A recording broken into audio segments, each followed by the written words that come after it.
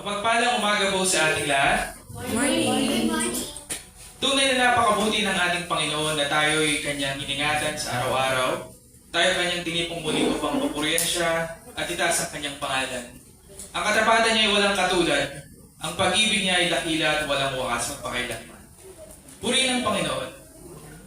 Kaya mga kapatid, ihanda natin ang ating puso't isipan sa pagsampalangan sa ating Diyos, sa pag-awit, sa panalangin, sa pagbibigay at sa pakikinig ng Kanyang salita.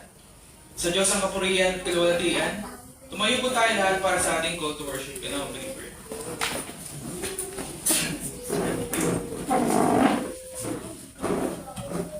Psalms 27, The Lord is my light and my salvation. Whom shall I fear? The Lord is the stronghold of my life. Of whom shall I fear? When evildoers assail me to eat my flesh, my adversaries and foes, it is they who stumble and fall. Though an army encamp against me, my heart shall not fear. Though war arise against me, then I will be confident.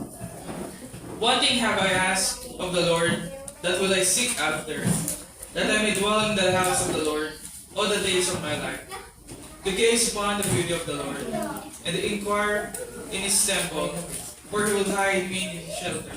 In the day of trouble, He will conceal me under the cover of His tent. He will lift me upon her.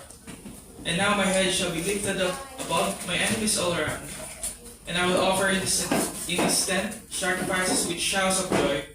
I will sing and make melody to the Lord. Hear, O Lord, when I cry aloud. Be gracious to me and answer me. You have said, seek my face. My heart says to you. Your face, Lord, do I seek. Hide not your face from me. Turn not your servant away in anger. O you have been my help. Cast me not off, forsake me not, O God of my salvation. For my father and my mother have forsaken me, but the Lord will take me in. Teach me your way, O Lord, and lead me on the level path because of my enemies. Give me not upon the will of my adversaries, for false witnesses have risen against me, and they breathe out violence. I believe that I shall look upon the goodness of the Lord in the land of the living. Wait for the Lord, be strong, and let your heart take courage. Wait for the Lord. Tayo pagkita. Amang makapangyarihan sa lahat. Kami po ay susunod pagpasalamat sa araw nito at patuloy ninyong pag-iingat at pagkapalay sa bawat isa. Kami po ay humihingi ng kapatawaran sa lahat ng aming kasalanan. Naway linisin niyo ang aming puso at isipan, sapagkat kayo lamang lubos nakakalam sa aming iniisip at ginagawa. Amin din po ang dinadalangin ng aming mga kapatid na wala pa rito. Ingatan at patabayan ninyo sila saan man sila naroroon. Tandaan po ninyo ang aming mga puso at isipan upang maging bukas sa pakikinig at pagtanggap ng inyong mga banal na salita. Maraming salamat po sa inyong walang hanggang biyaya at pag-ibig. Ito po ang aming dalangin sa pangalan ng Jesus. Amen. Inaanayaan ko naman po na umawit ng papuri at pagsamba sa ating Panginoon sa pangunguna ng ating music team. Sabay-sabay po natin taas ang pangalan ng dakilang Panginoon Diyos.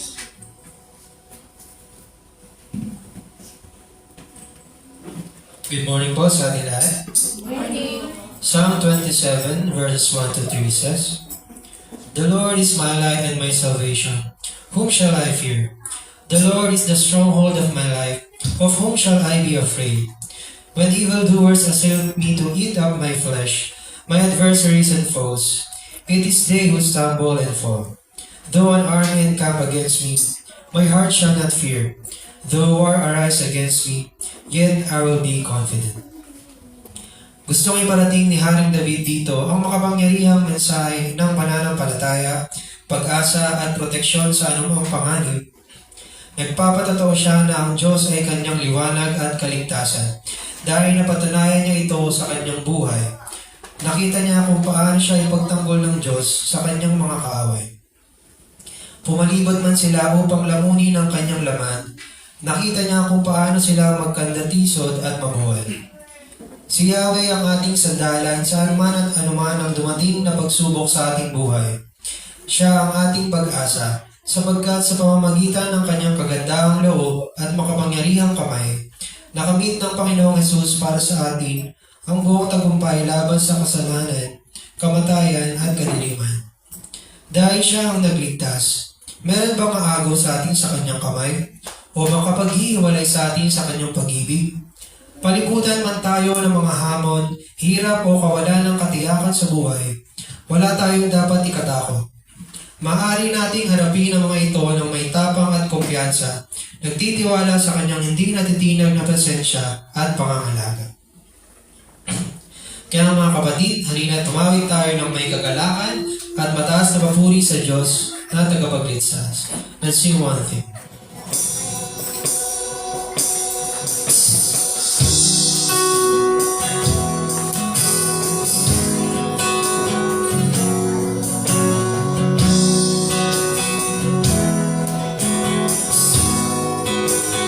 The Lord is our light and our salvation. In whom shall we fear?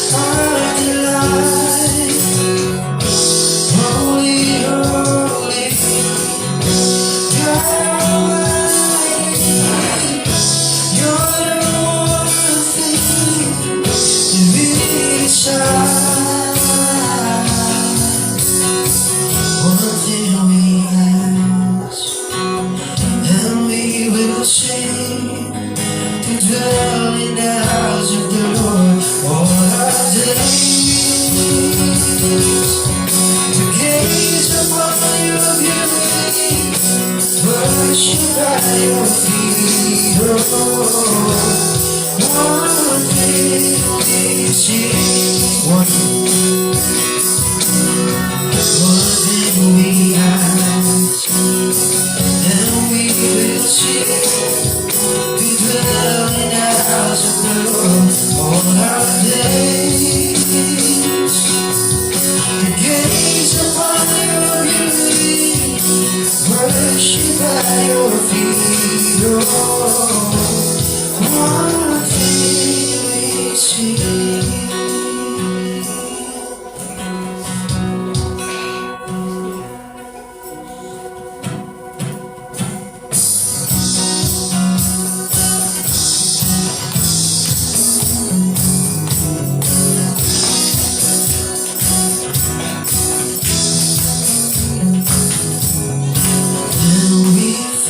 Our fate to fade, Christ will hold us fast. When the tempter would prevail, He will hold us fast. We could never keep up to life's fearful path. For our Lord is often born, He must hold us fast.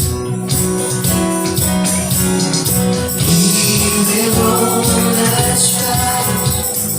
He will hold us fast. For our Savior loves us so.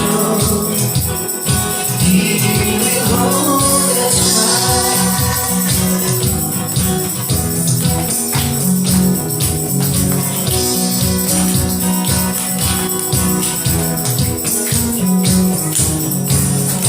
He says our days denied, Christ will hold us fast. Precious in His holy Son, He will hold us fast. He'll not let our souls be lost. His promises shall last. Brought by Him at such a cost, He will hold us fast. He will hold us fast. He will hold us fast. He will hold us fast. For our Savior loves us so. He will hold us fast.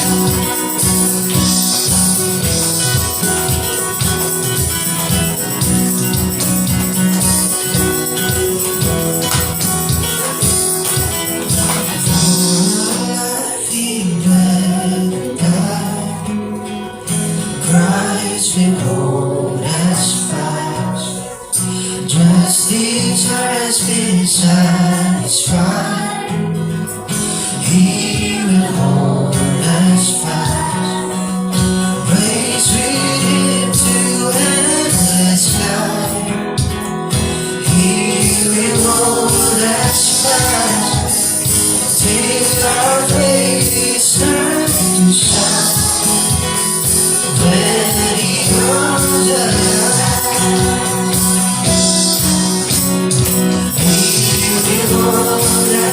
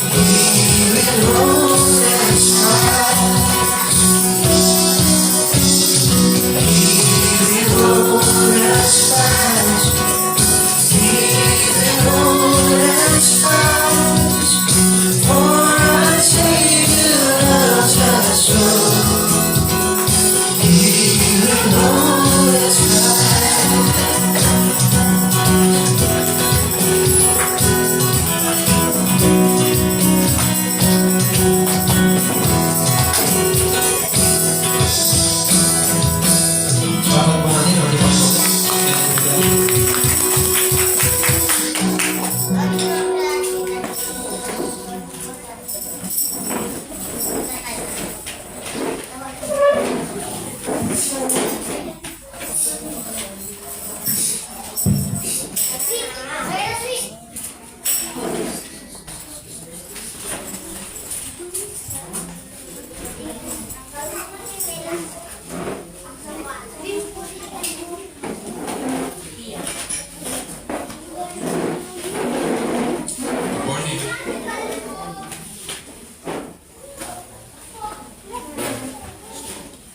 Ngayon naman po ay dadako po tayo sa ating pananalangin.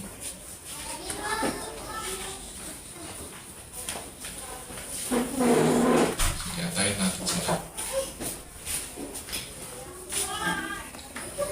Minsan nakakuha yun eh.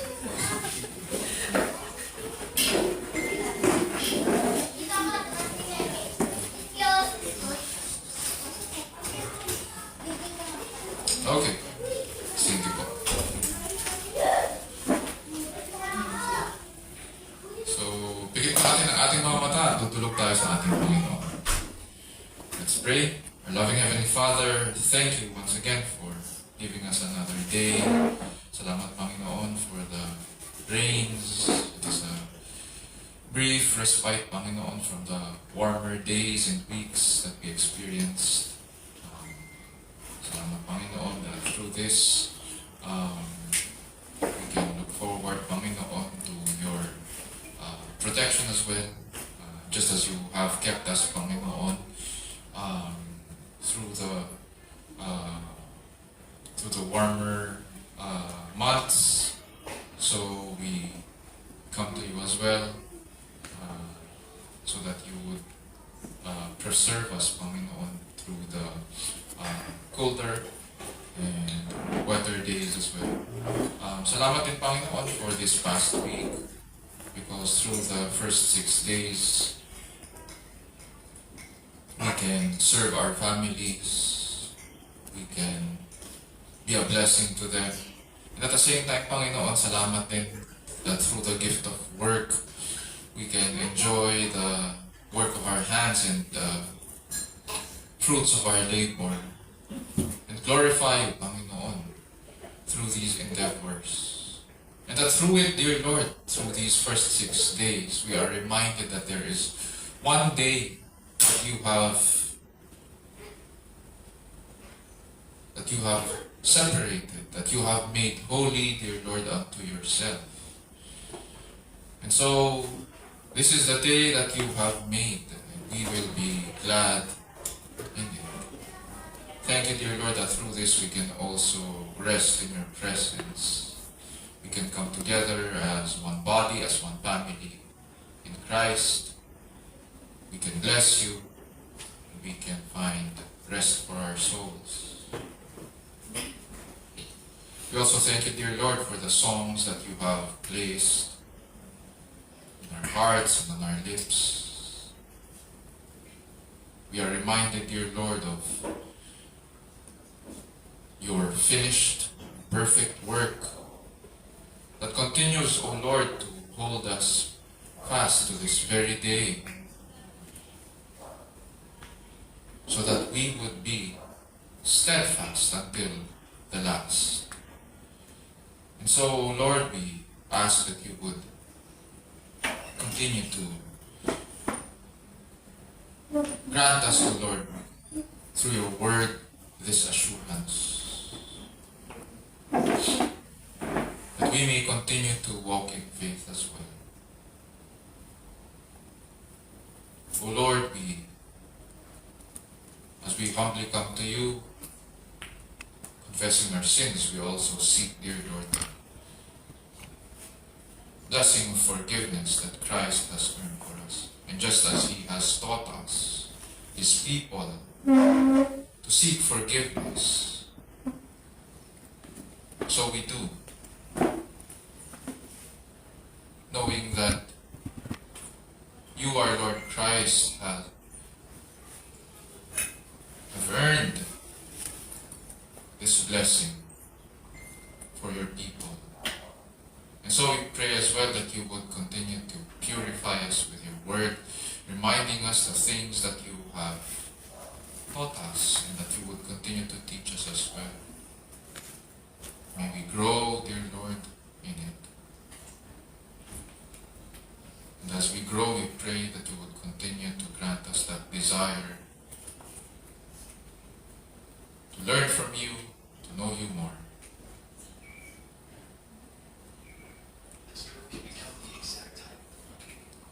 O Lord, we also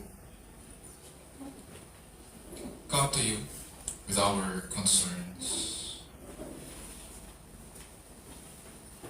We remember our country, the Philippines, and our leaders, and ask, O Lord, that you would grant them wisdom. We pray that for our brothers and sisters who hold positions in government, we pray that may you give them a steadfast heart as well. May they continue to focus on you. We know, Panginoon, that we know the system of our government. It is far from perfect. And we know, Panginoon, what ails our government. And ask, O Lord, that you would continue to guide our leaders. We understand, Panginoon, that they are not simply servants of the people, but ultimately, Panginoon, they are your servants, your ministers whom you have placed in positions of authority to keep the welfare of the people. But from what we see, Panginoon, today, only a few, dear Lord,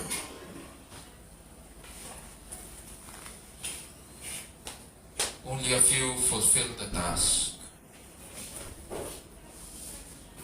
And so while we may not always, Panginoon, agree with the decisions of our leaders at kung ano man yung pinapahayag nila, dear Lord, sa camera, sa mga videos, you see all things and you understand all things. In your wisdom, dear Lord, we pray that just as you have given them the responsibility to lead our country, so we pray, dear Lord, that those who are responsible as well sa mga nangyayari may be held accountable. We ask, O Lord, that truth would prevail.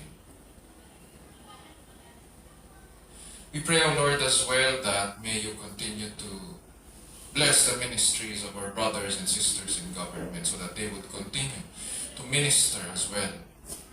And that the fruits of their labor, Panginoon, would be seen in how our government officials conduct their day-to-day engagements, yung kanilang mga transactions, especially with the people. We also pray against corruption, against abuse of authority. And we look forward to the day when all of this, dear Lord, would be done away with. And we know that day will come when Christ our Lord sits upon His throne. And all government will be concentrated on Him and on Him alone. Till that day comes, dear Lord, we continue to watch. We will continue to work as well, with all our hearts focusing, dear Lord, on how we can glorify you in our everyday lives and in our commitments as well.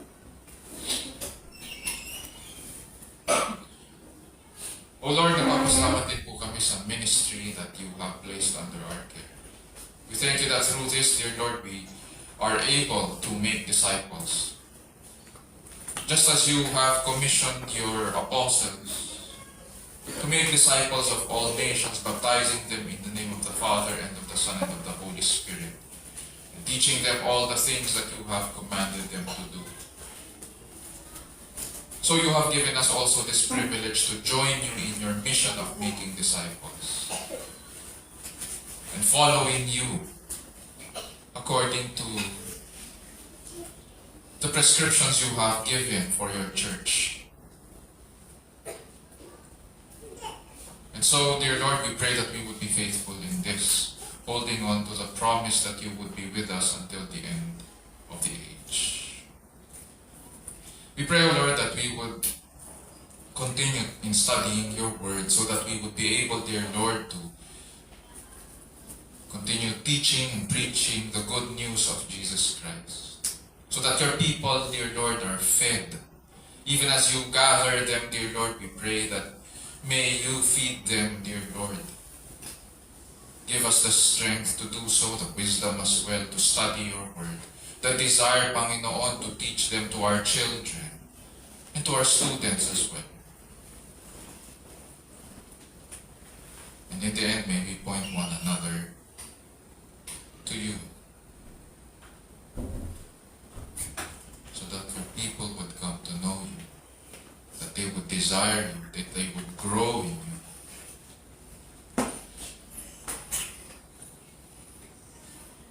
O Lord, we also come to you with our personal concerns. We pray, Panginoon, for those of us who continue to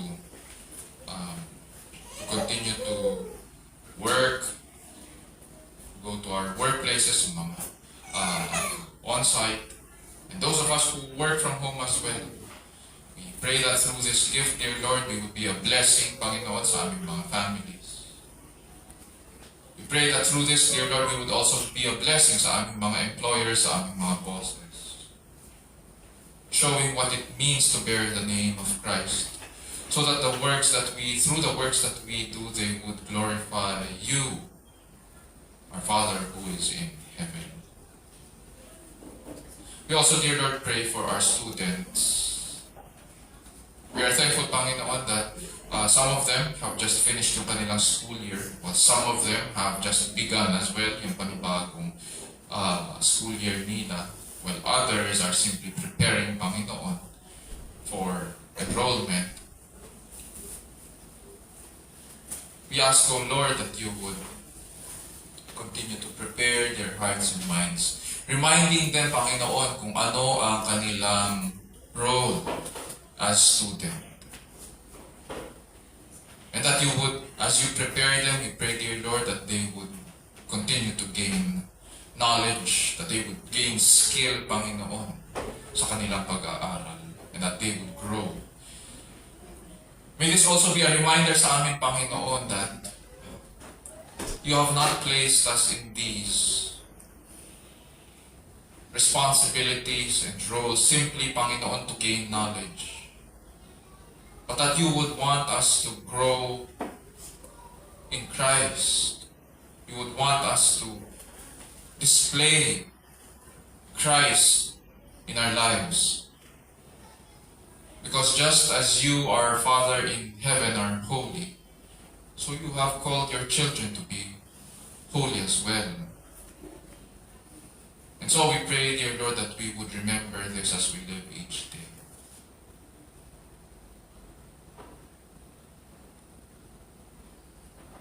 As you draw us near, dear Lord, to you each day, and as we grow in you each day. O Lord, we also pray for those of us who are sick because of the changing weather, and at the same time dahil din sa changing health. Many of us have allergies, may mga ubot-sipon. And so we ask, O Lord, that you would extend your healing hands upon us. May you use the medicines that we're taking. May you grant us also, dear Lord, you needed rest and the care of our families so that we would be well. Dear Lord, we pray for Jeremy's baby na may ubot-sipon din during this time. At ganun din kay Kuya Owen. And the rest of us na merong mga allergies or may na-experience, dear Lord, na cough or cold or flu.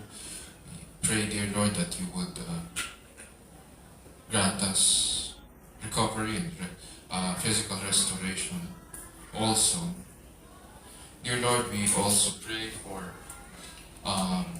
we ask that you would also bless our families who watch over us, and may you grant them strength as well. We pray for Maming, dear Lord, sa management ng kanyang physical condition and pain in her knees. According to your will, we pray that may you take away what needs to be taken away, and may you restore as well what needs to be restored. And for those of us, Panginoon, na mayroong mga minamaintain ng mga medicines, we pray that our bodies would respond to this. Understanding that our bodies are a gift from you, and so we ought to take care of it as well. Dear Lord, we also pray for the family of Rachel's sister, Christina Peco, that recently because of the death of her 15-year-old son. And so we ask, O Lord, that you would grant comfort to them. We also pray, dear Lord, for Drexler's family, who is also grieving during this time because his dad has passed away. We ask, O Lord, that you would grant peace and comfort, strength sa bawat isa, and physical provision for whatever costs, Panginoon, need to be settled. At ganon din healing sa bawat isa as they face, Panginoon, this difficult time of bereavement. We ask, O Lord, that you would be with them, and as you show them your glory, we pray, dear Lord, that they would find comfort and solace and joy, dear Lord, in your presence. And in the end, dear Lord, we pray that they would ultimately come to the saving knowledge of our Lord Jesus Christ. O Lord, as we come to you with humble hearts and minds, dear Lord, that are yearning and hungry, dear Lord, for your word, we pray that you would open our eyes so that we may behold your beauty and majesty and excellencies. Open also our ears, dear Lord, so that we would hear your call, and so that we may be able to respond. And so, dear Lord, as you speak to us through your word, we pray that you would change us and we would be changed. And this we pray in Jesus' name, our Lord and Savior, and all of God's people will say Amen. Amen.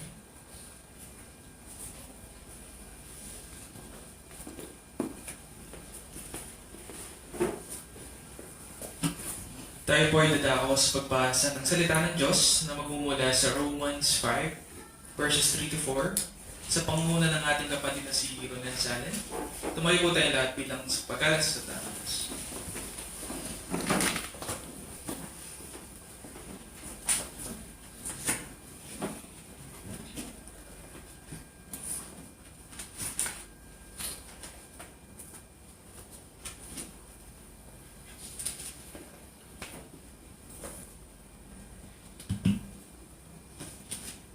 Romans 5, verses 3 to 4. Tapos nasa, not only that, but we rejoice in our sufferings, knowing that suffering produces endurance, and endurance produces character, and character produces hope.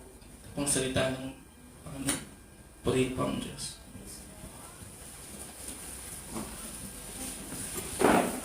Ang salita ng Diyos ay katotohanan. Ito ay kanyang pinasiyan. Nagtuturo ito ng katotohanan tungkol sa ating Diyos at ito ay nagsasaway at itutuwid sa bawat mananampalataya. Sinasanay tayo nito kung paano matuwid na mamumuhay ayon sa kanyang kalooban at kung paano ang tamang pagsamba sa tunay at nag-iisang Diyos. Ayon po yan sa 2 Timothy 3 sa verses 16 to 17. Ngayon po ay atin sa atin ang ating Pastor Raymond Vencer ang salita ng Diyos na magmumula sa ating binasa. Nawa ang banal na Espiritu ang siyang kumilos at tumulong sa atin sa araw-araw upang makita natin ang kagandahan, kadakilaan ng kanyang salita, ang ebanghelyo ng ating Diyos at tagapagligtas na si Yesu Cristo.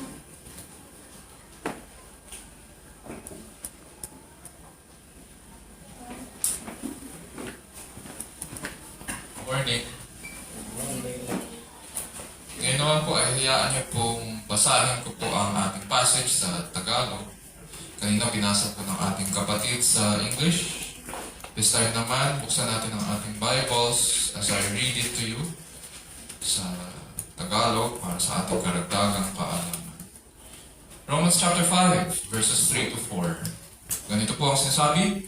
At hindi lamang gayon, kundi naman nangagagalak tayo sa ating mga kapighatian, na nalalamang ang kapighatian ay gumagawa ng patyagaan, at ang patyagaan ng pagpapatunay, at ang pagpapatunay ng pag-asa. Ito po ang salita ng Panginoon, purihin ang Diyos. Natatandaan ko po nung nag-attend po ako ng kasal ng isa sa mga kabarkada ko. This was 8 years pagkatapos namin mag-graduate from college. And this was the time na maririnig mo na dahan-dahan na or isa-isa kinakasal yung mga kaibigan mo tsaka mga kaklase mo. And yung kasal na yun ng aming kaibigan sa, hindi ko nasasabihin kung saan, yung kasal ng aming kaibigan ay naging reunion of sorts. Ganun naman ang nangyayari. Naging reunion of sorts dahil bukod sa nakita-kita ang mga magbabarkada, nakita rin ang mga magkakaklase. The last time na nagkita kami, like I said, was 8 years since. At nung nagkakwentuhan, hindi maiwasan na magkatanungan. Siyempre, ngayon lang din kayo ulit nakita. Usually, yung mga usual questions that go around sa mga ganitong klaseng events. Saan ka nag-work? Diba? Saan ka nag-work? Or what do you do? Doon ka pa rin ba nakatira? Malapit sa school? Or doon ka pa rin ba sa last address mo nung pumunta tayo sa inyo? Or merong mga nagtatanong, mga nakikibalita, sino sa atin ang nag-asawa na? Kasi yun na yung time na nag-dahan-dahan or isa-isa silang nag-aasawa eh. Sino sa atin ang may asawa na? Siya ba yung pinakilala sa atin doon? Hindi ba? Yung mga ganyang klaseng mga tanong, hindi ba yan yung pinakilala sa atin? Hindi. Yung mga nag-uusap-usap. Sino ang pamilyado na sa atin? Or sino may anak na? Ilan na yung anak? Gaano kalaki yung kanyang pamilya? And these are some of the questions na tinatanong pag nag-update sa mga social events. At dahil reunion nga, hindi maiiwasan na magbidahan. Hindi maiiwasan din. O saan ka nagtatrabaho? Anong posisyon mo? Mga ganyan. Tapos syempre, willingly, magbibidahan yan. At hindi maiiwasan yung konting yabangan o pagmamalaki ng ilan. Sinubukan kong i-google itong tanong na ito. What do people boast about? It's interesting dahil ito po yung lumabas. People generally boast to seek validation, build social status, or mask personal insecurities. While the topics can vary widely based on an individual's age, culture, and lifestyle, the most common areas of self-promotion typically fall into a few categories. May binigay siyang ilang mga categories. Nandyan yung pinag-uusapan ang promotion sa trabaho, diba? At sa mga Pilipino, hindi mawawala ang usaping sweldo. Whereas sa ibang mga cultures, sa ibang bansa, especially Westerners, ayaw nila na pinag-uusapan magkano ang sweldo. Pero it seems sa Filipino employees, okay lang yon. Habang ang iba ay pinag-uusapan naman ang bagong bili na bahay o bagong bili na sasakyan, whether kotse ba yan o motor. Mayroong iba na gustong-gusto na pinapakita ang kanilang travel photos. Diba? Ang iba naman, pinagmamalaki ang naabot ng kanilang mga anak.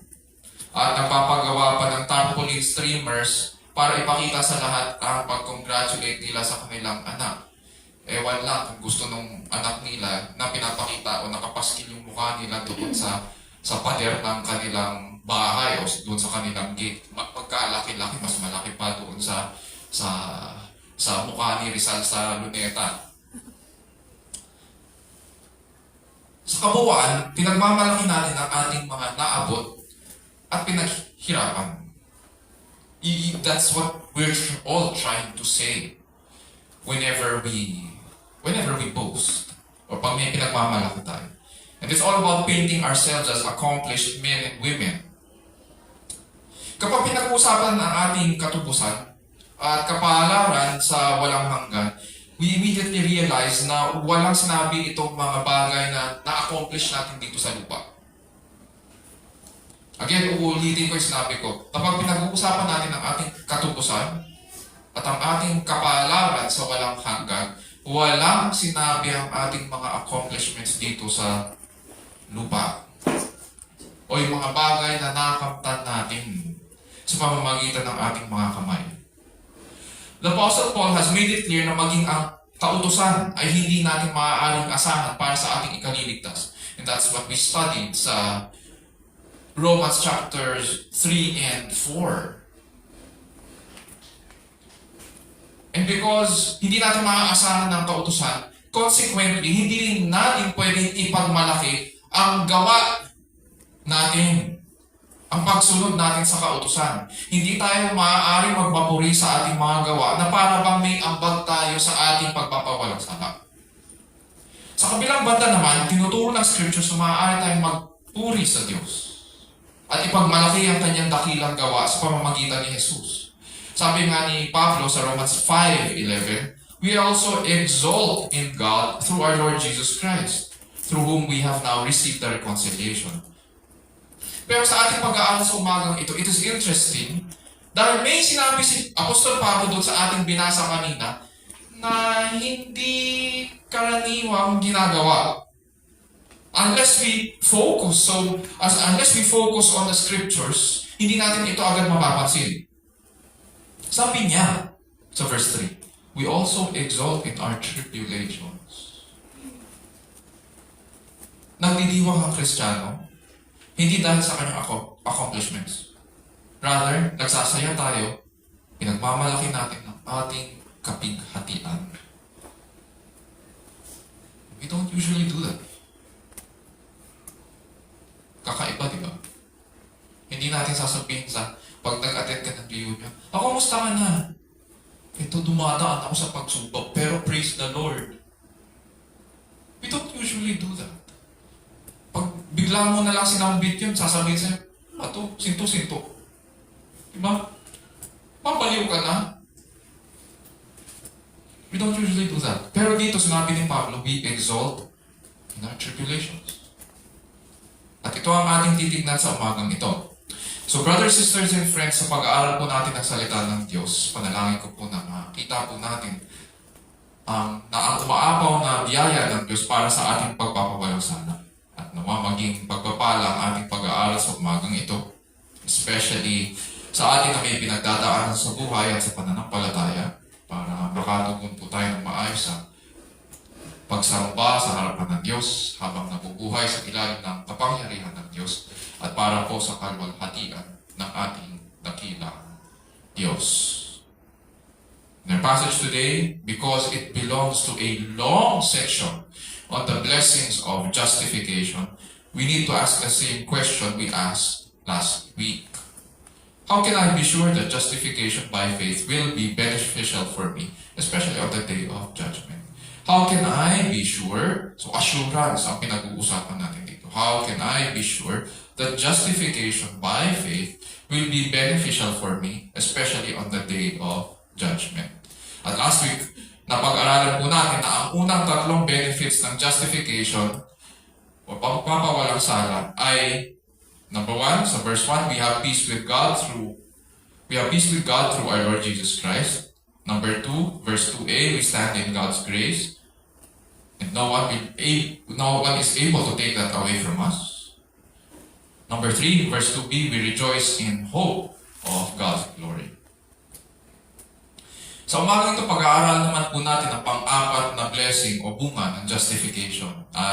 In the next Sundays or for the whole month of July, ito yung pag-aaralan natin. Pwede natin sabihin, other theologians have called this the fruit of justification or the blessings of justification. Pwede rin natin sabihin na ito ba yung mga proof of justification? Pwede rin. Or effects of justification sa buhay ng mananampalataya. So ganito po ang sasabi sa verses 3 to 4. And not only this, but we also exalt in our tribulations. knowing that tribulation brings about perseverance, and perseverance proven character, and proven character hope. Brief background lang po ng book at saka ng ating passage. Ayon kay Apostol Pablo, ang plano daw ng Diyos ay umapaw ang mga bunga ng pagpapawalang sala sa buhay ng mga pinawalang sala. Hindi ang pagpapawalang sala po kasi ay nangyari in the past, noong namatay ang Panginoong Jesus, nung ibinigay ang kanyang buhay para sa atin. That's when justification took place. Pero that was in the past. Paano naman sa atin ngayon? Or paano, especially doon sa readers ni Apostol Pablo, paano na? How do we know? Ano yung assurance that we are justified? And how do we know that this is good and sufficient and perfect for all of us until the day of judgment? So, yun yung issue dito. Sapagkat mayroong iilan sa mga Jewish Christians na readers ni Apostol Pablo in Rome na naniniwala na hindi raw sila hahatulan ng Diyos. Pinag-aralan din natin yon. Even though they commit the same sins which they condemn on others, paniwala nila na porket Hudyo sila, na porket tinuli sila, o porket sa kanila ibinigay ang kautusan, hindi daw sila dadaan sa araw ng paghuhukom. Hindi daw sila i-hold accountable ng Diyos. And having corrected them, Paul now assures the Christians in Rome that justification is beneficial, especially on the day of judgment. And these are the benefits that we experience in this life hanggang sa araw na yun. So pagkatapos natin pag-aralan yung first three benefits, Paul now begins this section with, sabi niya dyan, not only this. It means hindi natatapos ang mga bunga sa verses 1 and 2. Mayroon pa. Sabi niya, we exult in our tribulations, knowing that tribulation brings about perseverance. May sinabi po si Dr. Thomas Constable, isang Bible scholar and theologian, tungkol dito sa passage sa kanyang commentary on the book of Romans. Ayon sa kanya, peace with God does not always result in peace with other people. Ulitin ko. Peace with God does not always result with peace. In peace with other people. Totoo ito. Dahil on the one hand, na kay Kristo na tayo. We have peace with God. We are Christ's possession. Although we are in the world, we are not of the world. Nandito tayo sa mundo, pero hindi tayo nabibilang sa sanlibutan. Mas maganda sa Tagalog compared sa English. We are in the world, but we are not of the world. At mas clear, nandito tayo sa mundong ito, pero hindi tayo nabibilang sa sanlibutan. Sabi nga ng Panginoong Jesus, sa kanyang mga alagad sa John 15:18 to 19, if the world hates you, you know that it has hated me before it hated you. If you were of the world would love its own. But because you are not of the world, but I chose you out of the world, because of this, the world hates you. See? That is why peace with God does not always result in peace with other people. A chapter later, pagkatapos ng John 15, Jesus tells them na itong puot ng sanlibutan na nagpapahirap sa mga Kristiyano ay normal sa buhay ng isang tagasunod ni Kristo. Sabi niya sa John 16:33, these things I have spoken to you, so that in me you may have peace. In the world you have tribulation, but take courage, I have overcome the world. Sa gitna po ng mga kapighatian, mayroon tayong kapayapaan kay Kristo sapagkat napagtagumpayan niya ang sanlibutan. Hindi natin pinag-uusapan po dito yung mga sufferings natin dahil sa ating kasalanan. Magkaiba po yun. Baka iniisip natin, in general, pinag-uusapan dito ang lahat ng paghihirap ng tao. May mga paghihirap na sinasabi ang scriptures tungkol sa ating kasalanan, na resulta ng ating kasalanan. Hindi yun ang pinag-usapan dito. Itong sufferings na tinutukoy dito ay dahil kabilang tayo kay Kristo. May kinalaman ito sa ating pananampalataya. These are sufferings that are a consequence of our following Jesus Christ. And so sa gitna ng mga kapighatian, mayroon tayong kapayapaan, sabi ni Kristo. Sapagkat napagtagumpayan niya ang sanlibutan. At ito rin ang ating kasiyahan. It is the reason we can be confident as we face persecutions and suffering. Pero sabi ni Kristo, kailangan daw maghanda dahil maraming paghihirap ang naghihintay sa mga sumusunod sa Kanya habang nabubuhay dito sa mundo. Sabi niya, in the world you have tribulation. But take courage.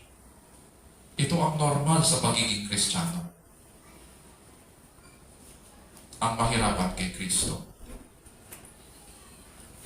Historically, Christians have experienced persecutions and death in every form at every age. Dahil sa presence ng kasalanan sa sanlibutan, Christians have had to face from culture or hostilities from culture and human government. Pakinggan lang natin to. At hindi ko alam kung narinig na natin or meron tayong mga nabasa tungkol sa mga saints of old. Meron sa kanila ng mga kinakaladkad sa daan. Dahil kay Kristo, meron sa kanila na kinukulong dahil nagsabi ng totoo, tulad ni John the Baptist. Merong binabato ng buhay, tulad ni Esteban. Ang iba naman, nililibak, hinahagupit, pagkatapos pahirapan.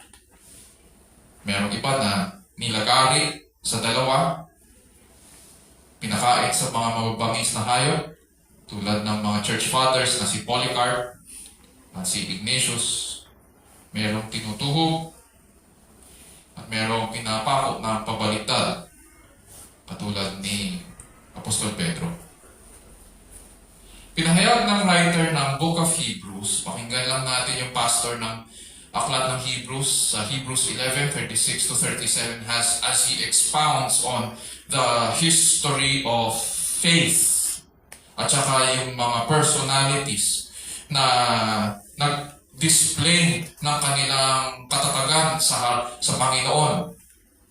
At ang naging consequence nito dahil sa kanilang pamumuhay sa mundo. Pakinggan natin ang sinabi ng pastor ng Hebrews. And others experienced mockings and scourgings. Yes, also chains and imprisonment. They were stoned. They were sawn in two. They were tempted. They were put to death with a sword. They went about in sheepskins, in goatskins, being destitute, afflicted, ill-treated, men of whom the world was not worthy, wandering in deserts and mountains and caves and holes in the ground. Hanggang ngayon, patuloy na nararanasan ng mga Kristiyano ang mga pag-uusig mula sa sanlibutan. At patuloy na tinitiis ng buong katawan ni Kristo itong pagpapahirap mula sa mundo. Ayon sa mga scholars, itong salitang tribulation na ginamit ni Apostol Pablo dito sa chapter 5 ay nanggaling sa salitang Latin na tribulum. Ang tribulum ay isang mabigat na, imagine parang mabigat siya na kahoy, wooden board siya. Tapos doon sa ilalim na may mga spikes at saka mga matutulis na bato o flint. At hinihila ito ng mga baka sa mga inani na trigo para mahiwalay ang butil sa ipa. Hindi ko alam kung ginagamit nila ito ngayon sa mga palayan. Pero yun yung ibig sabihin ng tribulum. Yun yung malaking kahoy yun, mahabang kahoy at malapad na may mga spikes sa ilalim. But hinihila yun ng mga baka para dumaan yun doon sa mga inani. Para mahiwalay ang ipa sa trigo. Hence, ang purpose ngayon, anong purpose ng tribulation sa buhay natin? Ang purpose ng paghihirap at pighati dito sa mundong ito ay para paghiwalayin o patunayan ang mga na kay Kristo sa mga sanlibutan. Uulitin ko, ang purpose ng trials or tribulations ay para paghiwalayin at patunayan kung sino ang na kay Kristo at kung sino ang hindi. It is a process na ayon kay Apostol Pablo in which God uses tribulations to bring about perseverance, and perseverance, proven character, and proven character, hope. Isa-isahin natin itong sinabi niyang proseso na ito. Number 1, sabi niya, it brings about perseverance. Ang salitang perseverance dito ay maaaring ring tawaging steadfast endurance, sapagkat pinatitibay nito ang mga pinawalang sala kay Kristo. Hindi sila bumibigay sa mga pressures ng pagsubok sa pananampalataya, bagkus tulad ni Kristo na dumaan at binuhat ang kanyang krus at na natiling tapat sa Ama hanggang sa kamatayan. Ganon din tayo. Natututo tayong magbuhat, natututo tayong magtiis, natututo tayong maghintay sa ating Panginoon. At tumitibay tayo. At patuloy na nananatili kay Kristo. Kanina kinanta natin, He will hold me fast. Ilang verses ng response yung He will hold me fast. It is because this is the way that God holds us fast sa pamamagitan ng tribulations. So that we would persevere to the very last.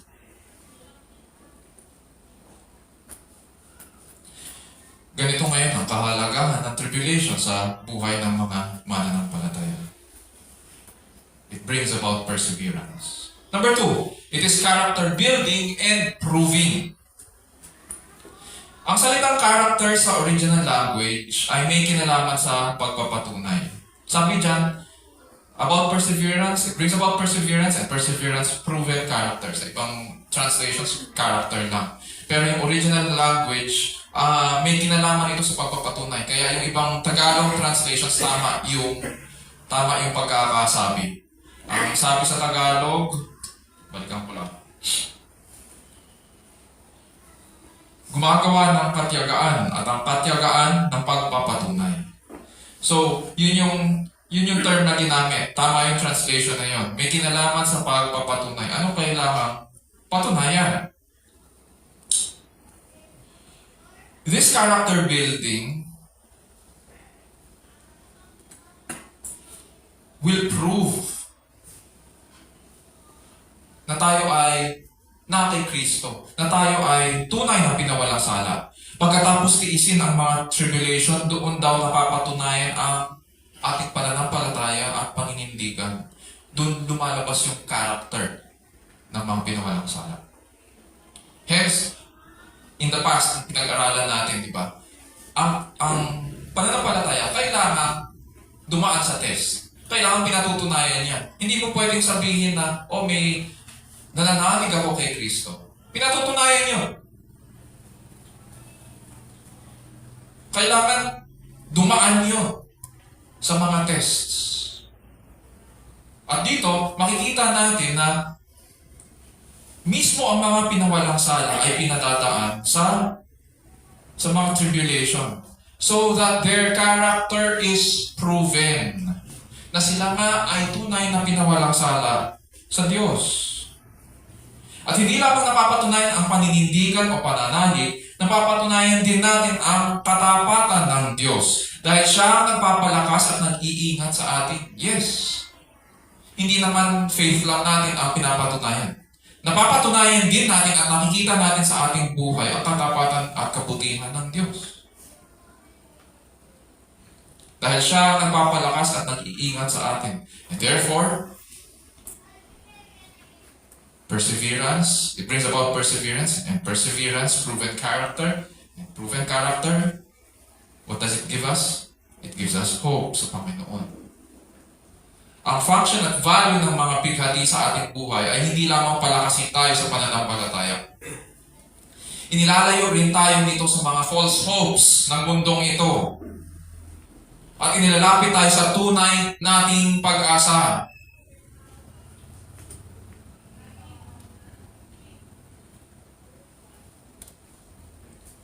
We do not hope in our government.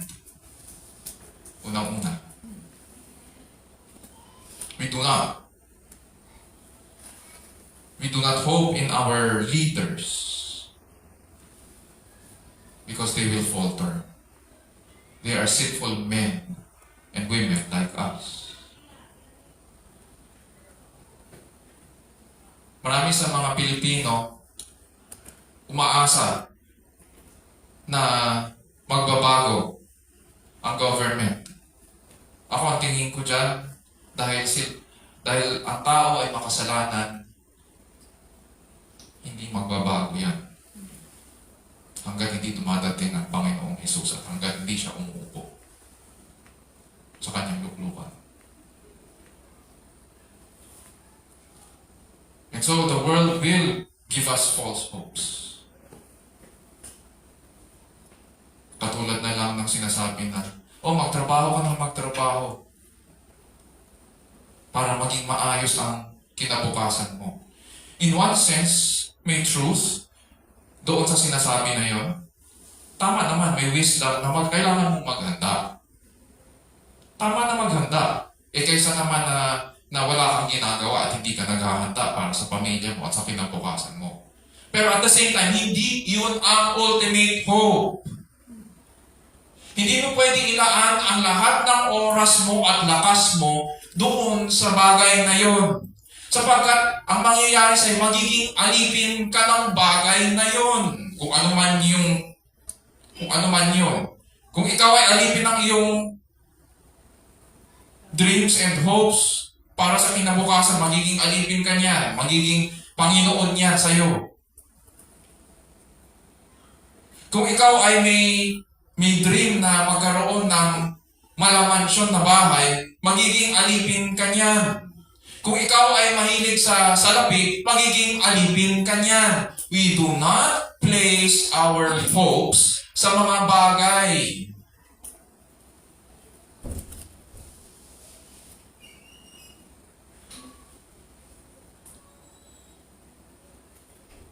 We place our hopes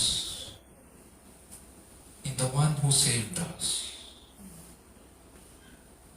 in the one who promises us a new day, a future without sin and death.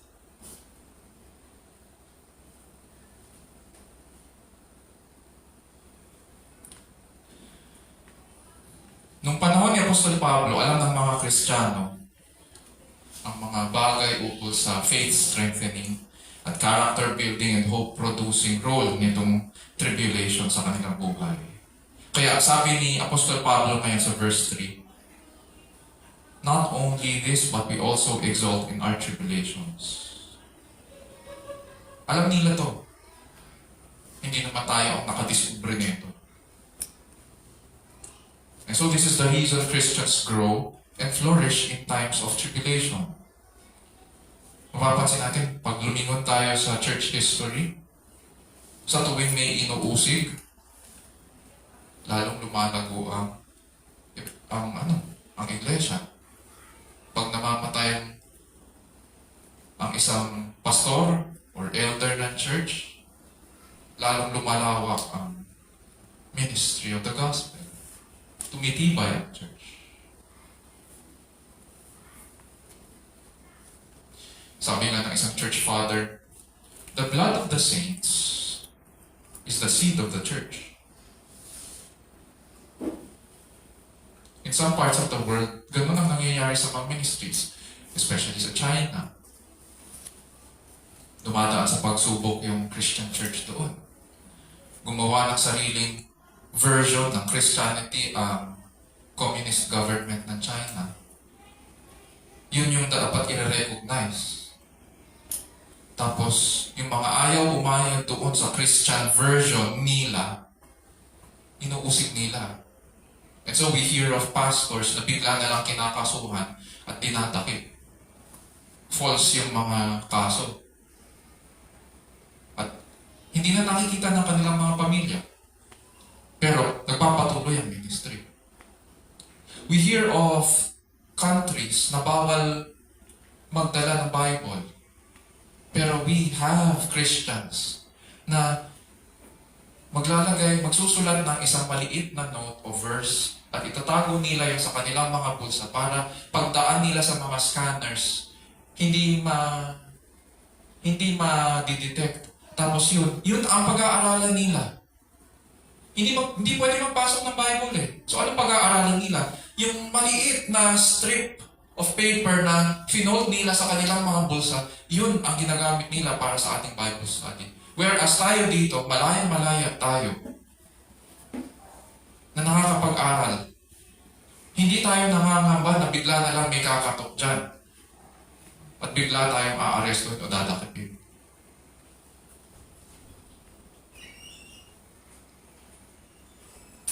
Malaya tayo.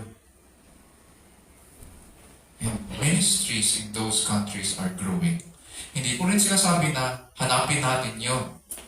Baka naman bigla na lang mayroon sa atin, ay mag-a-abroad po ako. Pupunta po ako ng Saudi Arabia at nung pagdadala ng Bible, hinahamon mo si kamatayan. Hindi yun ang sinabi ko na hamunin mo. Sinasabi ko, makita natin kung paano ang pagkilos ng Panginoon in tribulations. Sa atin, maaaring iba ang tribulation.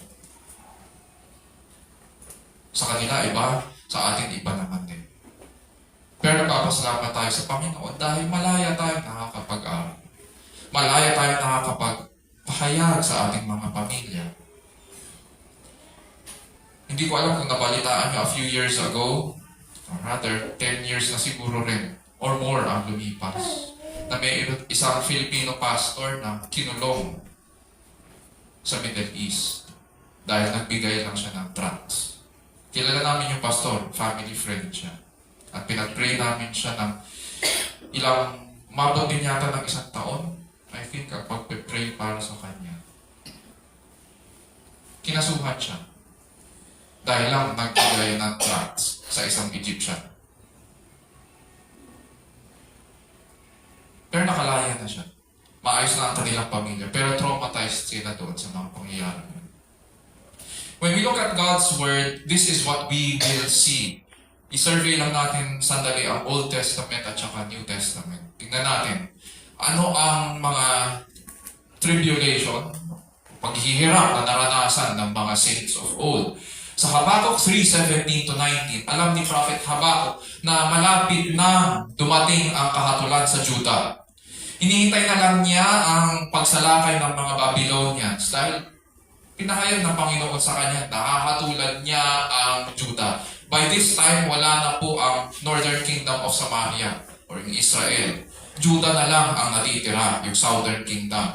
Kasi si Israel, tinangay na ng Assyria. Ngayon, sasalakayin na ng Babylonians ang Juda. At mabigat kay Habakkuk ang paglipol ng kanyang bayan. Ganun pa man, anong naging panalangin niya? Nanlumo ba siya? Sinabi ba niya sa Panginoon, nagtatampo ako sa iyo? Na ganito ang gagawin mo? Pakinggan natin ang kanyang sinabi sa Habakkuk 3:17-18. Though the fig tree should not blossom and there be no fruit on the vines, though the yield of the olive should fail and the fields produce no food, though the flock should be cut off from the fold and there be no cattle in the stalls, magutom man kami dito at matuyo man ang aming mga lupain at hindi na mamunga pa ang mga ito. Ano daw ang resolution niya? Ang resolution niya ay ito. Yet I will exalt in the Lord. I will rejoice in the God of my salvation.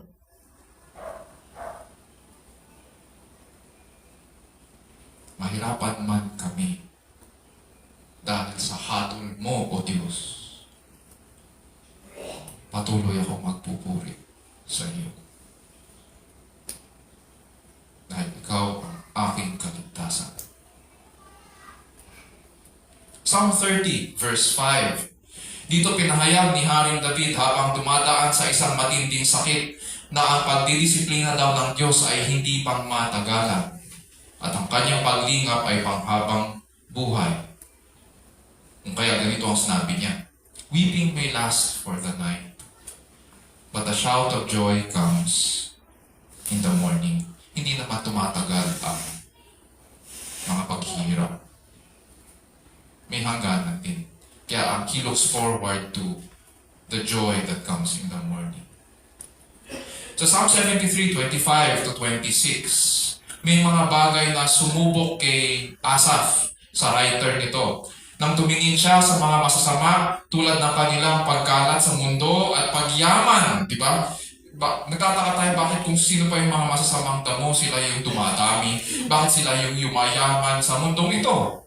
At ganoon din, na-test si Asaph sa kanyang mga nakita. At bagamat nahirapan siya sa palaisipang ito, iisa lang ang kanyang conclusion. Sabi niya sa verse 25 to 26 ng Psalm 73, "Whom have I in heaven but you?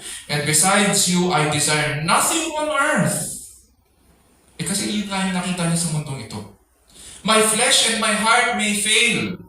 But," sabi niya, ito ang good news. "God is the strength of my heart and my portion forever."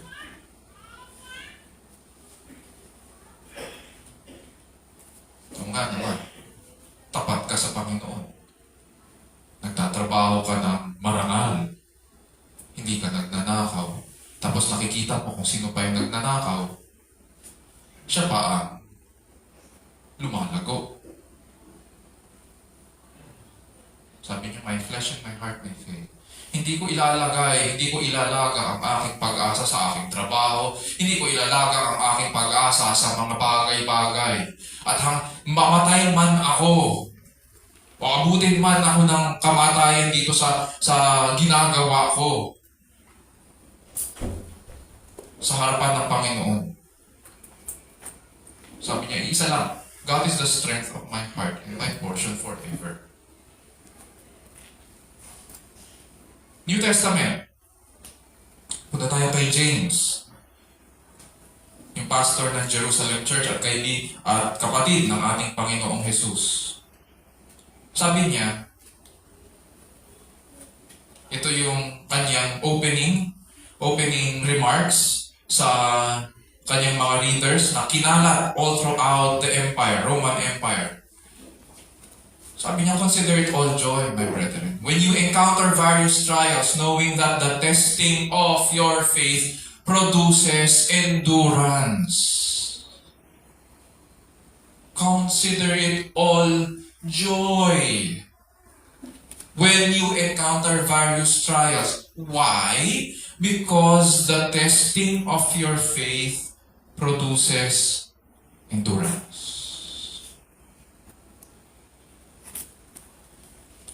Tingnan naman natin si Apostol Pedro. Baka si James lang yan eh.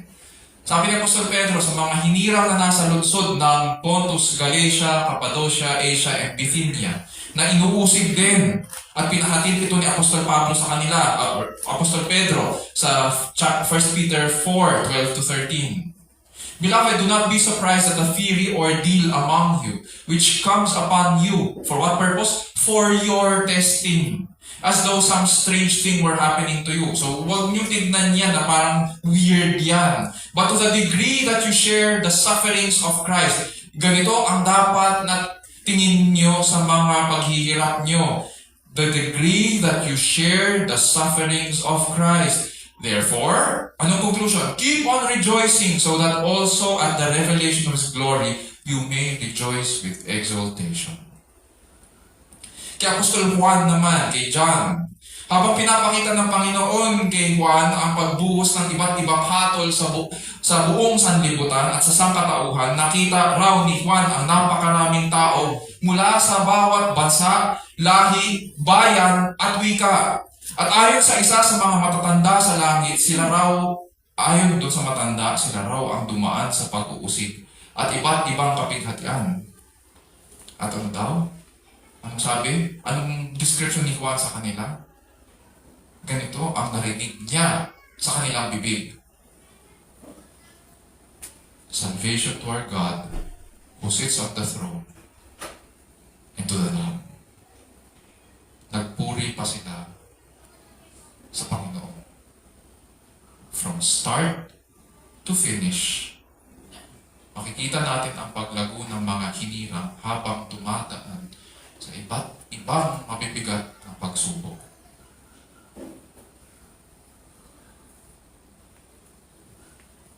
This is a promise, mga kapatid, sa Panginoon. Ano mga pinawalang sala kay Kristo ay hindi maaaring malipol. Hindi sila maaaring matinag.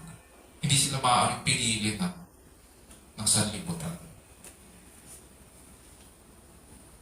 They will flourish until the end. So how can I be sure that justification by faith will be beneficial for me, especially on the day of judgment? Verses 3 to 4, isang point lang tayo ngayon, which is point number 4, as we continue yung pag-aaral ng blessings of justification. Point number 4, we have joy in our struggles and suffering. Ang benefit or blessing sa atin is that we have joy in our struggles and suffering.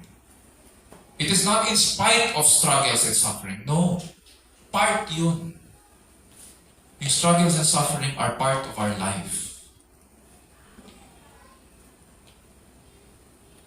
Natatamo natin ang mga pagpapalang ito sapagkat si Kristo ang binigay para sa ating mga kasalanan at muling binuhay para sa ating pagpapawalang sala. In God's plan, He is recreating a new humanity. At ginagamit niya ang mga pagsubok at pag-uusig para baguhin tayo sa larawan ng kanyang anak na si Jesucristo. Yes, all of us, all of mankind is created in God's image and likeness. Pagpapasa natin yun, that's true. Pero nagkasala ang tao. And so God is recreating a new man. Kaya nga bumaba ang Panginoong Jesus. And in this new man, He is creating His people. Mga kapatid sa Panginoon, this is the reason we rejoice and we boast in our trials and tribulations. Pinalalakas niya tayo sa pamamagitan ng mga pighati at inilalapit sa ating tunay na pag-asa. Mahirap man po ang buhay dito sa lupa. God's Word assures us that this joy in struggles and suffering is ours as a possession. This joy is ours. These are the abounding benefits of justification that God has bestowed upon you. Isa puso natin ang mga bagay na ito at lumapit tayo ng may umaapaw ng papuri at pasasalamat sa ating tapat at dakilang Panginoon. Tayo na lang.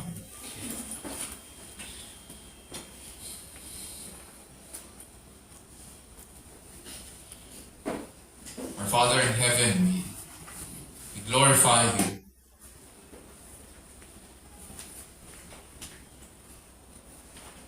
For in your wisdom,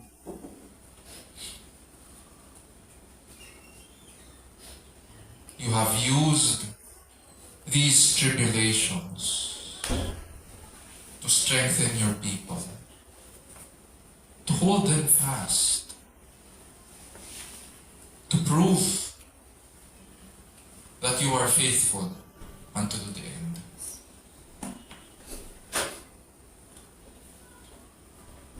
And so we bless you. Grant, O Lord, that as we continue in our trials, as you bound us, dear Lord, we pray that you would continue to strengthen us. That we would find, Panginoon, find our strength. That we would find, Panginoon, our provisions. That we would find our salvation in you and in you alone.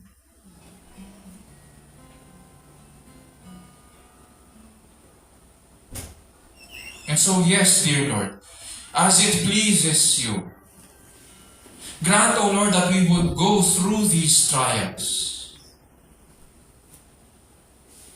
that we may be strengthened in you, that you may mold us into the image of your Son, Jesus Christ, Grant us courage as well so that we would not cower in one corner.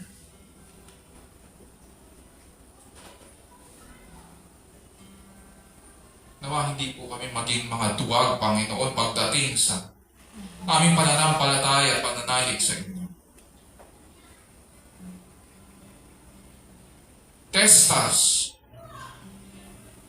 that the character of the justified might be proven, and that you might prove as well your faithfulness to your people.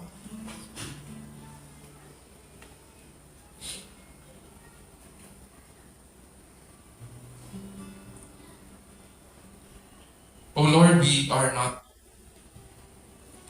not used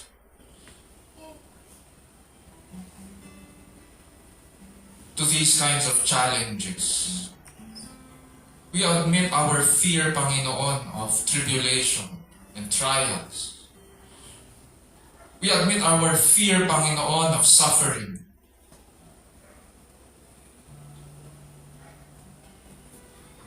Because we dream too much, Panginoon, in the comforts and conveniences of this world. And we have gotten used, Panginoon, to the easy things of life.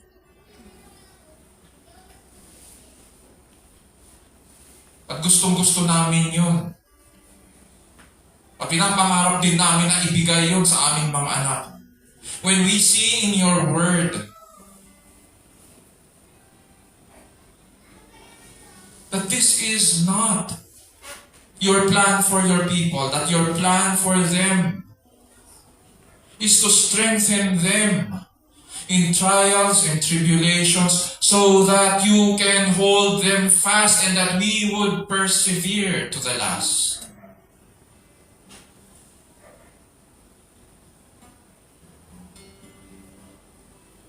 Help us, O Lord. Correct us.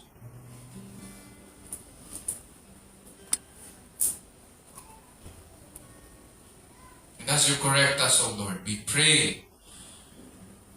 And as you pound us, ground us,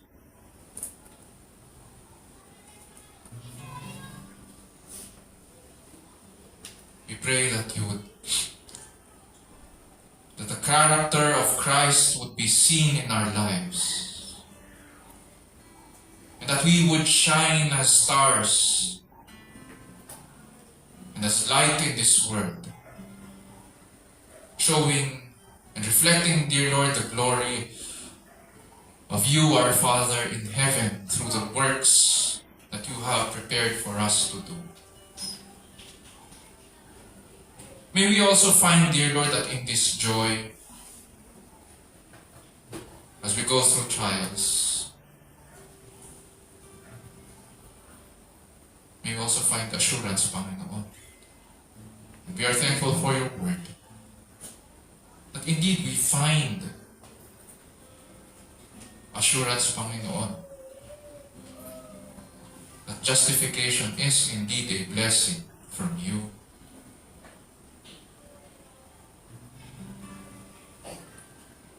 And it is beneficial for your people, even unto the day of judgment.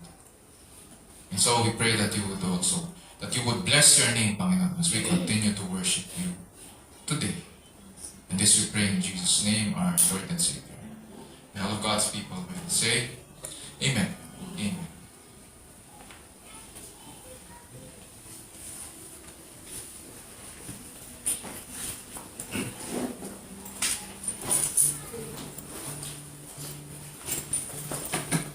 Ngayon naman po dumako po tayo sa pagbibigay. Gusto ko lang pong basahin sa James 1:17-18. Ang bawat mabuting kaloob at ang bawat sakdal na kaloob ay nangangabubuhat sa itaas na bumababa mula sa ama ng mga ilaw na kanya namang kinababanguan ng kalituhan o anuman ng pagbabago. Sa kanyang sariling kalooban ay kanyang ipinanganak tayo sa pamamagitan ng salita ng katotohanan upang tayo maging isang uri ng mga bunga na una sa kanyang mga nilalang.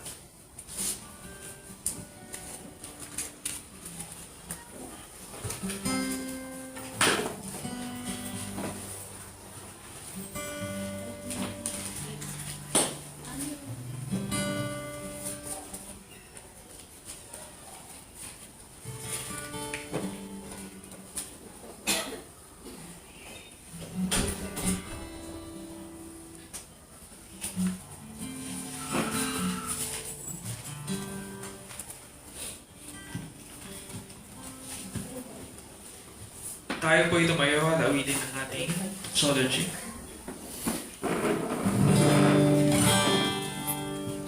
Praise God from whom all mercies flow.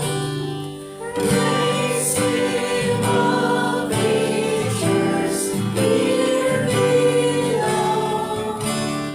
Praise Him, all of the heavenly hosts.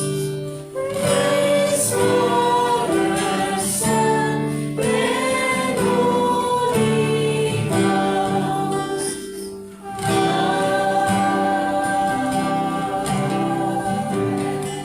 Tayo po'y manalangin.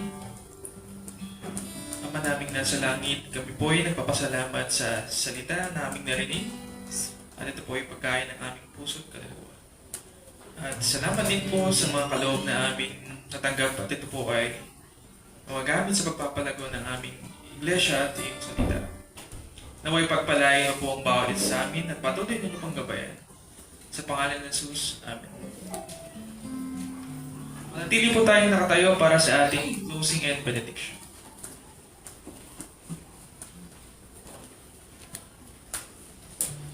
Mga kapatid, purihin po natin ang ating Panginoon at tanggapin ang kanyang pagpapala. Now to Him who is able to establish you according to my gospel and the preaching of Jesus Christ, according to the revelation of the mystery which has been kept secret for long ages past, but now is manifested by the scriptures of the prophets, according to the commandment of the eternal God, has been made known to all the nations, leading to obedience of faith. To the only wise God, through Jesus Christ, be the glory forever. Amen.